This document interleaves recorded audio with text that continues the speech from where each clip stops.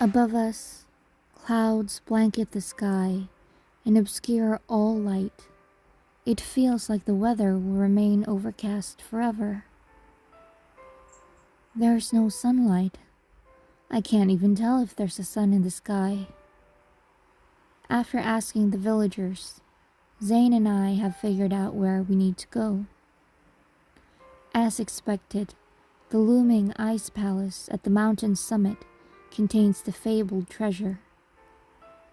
In addition, only winter's emissaries are allowed to step into the mountain and make their way to the palace.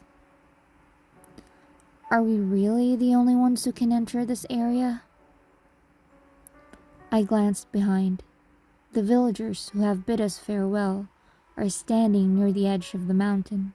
Zayne reaches out to touch the air. His palm brushes against an invisible barrier. It's possible the designers used evil to make this. The halo acts as a pass of sorts. So from this point on, we can only rely on each other. However, there's a dilemma more troublesome than the treasure hunt itself. Do we really have to climb? I stare at the large mountain, feeling reluctant about the unexpected workout. Zayne, do you think there might be something? As I speak, I turn to look at Zayne. I want to know what he thinks. But it turns out Zayne, who was studying the barrier seconds ago, is already warming up for a climb. He's stretching his wrists and ankles even. Never mind.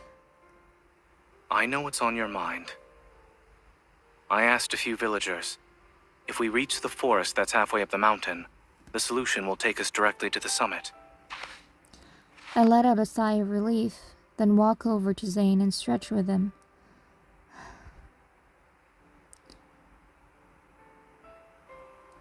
My navigator is very reliable. He already has our route planned out. That's because someone was too busy admiring the snails in the bushes.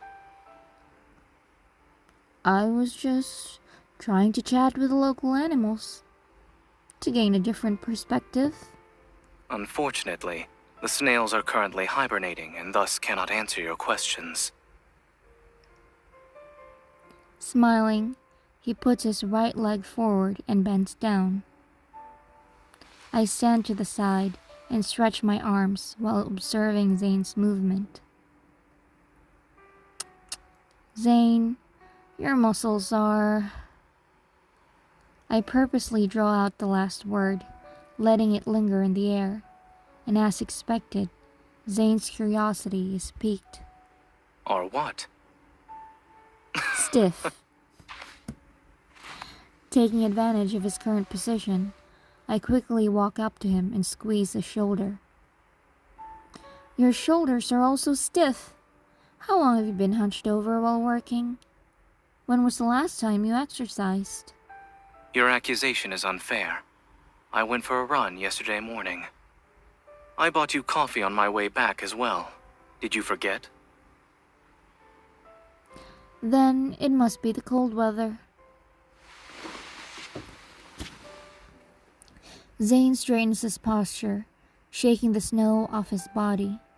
He looks at me nonchalantly. You're right. When the weather is this cold, it's necessary to find an effective method for staying warm. He wraps his arms around me, enveloping me in the comforting embrace of his coat. I feel warmer now.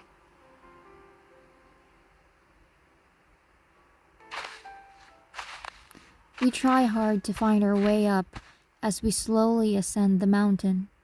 The snowfall becomes heavier.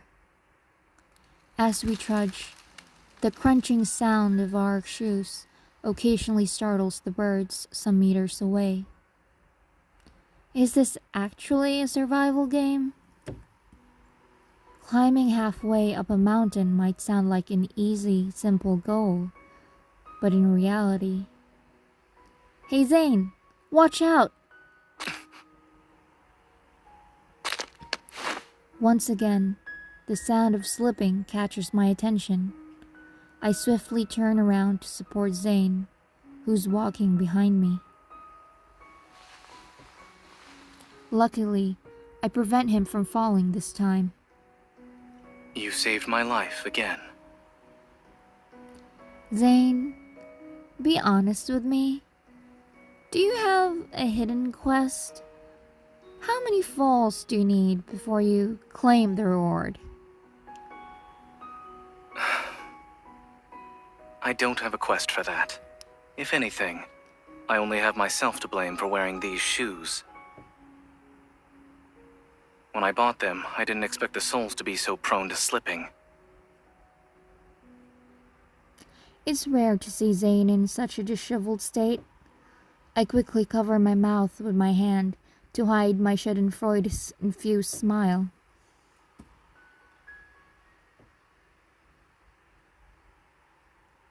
It's too late. I already saw it. It's hard to hide anything from you. I burst into a fit of laughter without wasting a second. It's not often I see you like this. I swear, I'm not thinking about anything else. Really? So there's no underlying meaning behind your laughter? He talks calmly. In the movies we've watched together, there's typically a scene where one character carries another in these situations. Do you want me to give you a piggyback ride?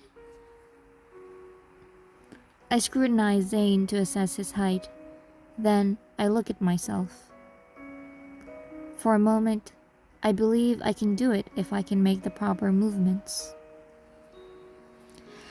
It's not impossible. If I find the right way to pivot. You don't need to use me to test the principle of levers. All you have to do is lend me a hand, Miss Physicist. Pretending to be spiteful, I lift my chin and cross my arms. But who refused my help after slipping for the second time today? Zayne moves a little closer to me, his fingers fiddling with my sleeve. Is he trying to act cute?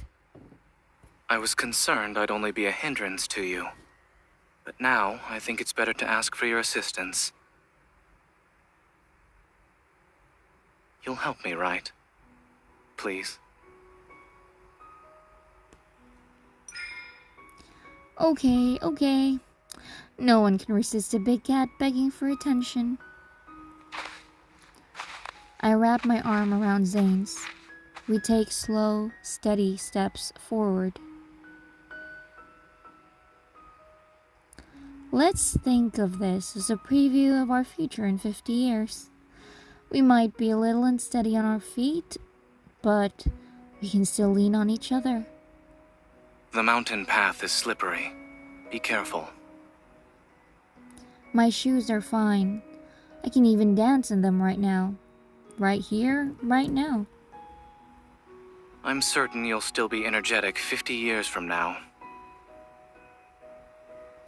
Thanks. You'll also be just as lively in 50 years.